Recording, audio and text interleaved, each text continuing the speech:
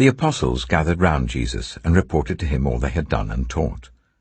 Then, because so many people were coming and going, that they did not even have a chance to eat, he said to them, "Come with me by yourselves to a quiet place and get some rest."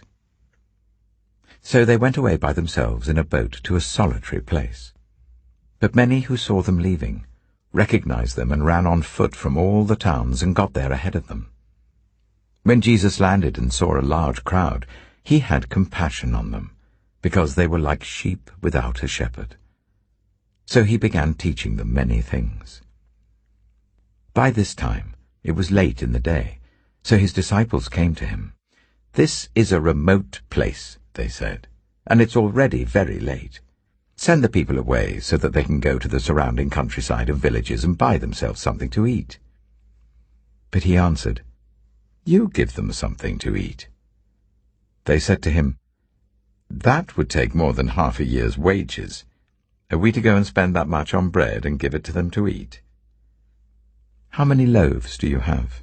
he asked. "Go and see." When they found out, they said, 5 and 2 fish. Then Jesus told them to make all the people sit down in groups on the green grass. So they sat down in groups of hundreds and fifties. Taking the 5 loaves and the 2 fish and looking up to heaven, he gave thanks and broke the loaves.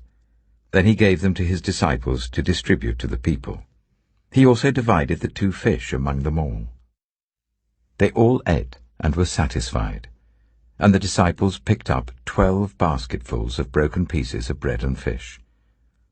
The number of the men who had eaten was 5,000. Immediately Jesus made his disciples get into the boat and go on ahead of him to Bethsaida, while he dismissed the crowd. After leaving them, he went up on a mountainside to pray. Later that night, the boat was in the middle of the lake, and he was alone on land. He saw the disciples straining at the oars because the wind was against them. Shortly before dawn, he went out to them, walking on the lake. He was about to pass by them, but when they saw him walking on the lake, they thought he was a ghost. They cried out because they all saw him and were terrified. Immediately he spoke to them and said, "Take courage, it is I. Don't be afraid." Then he climbed into the boat with them, and the wind died down. They were completely amazed, for they had not understood about the loaves. Their hearts were hardened. When they had crossed over, they landed at Gennesaret and anchored there.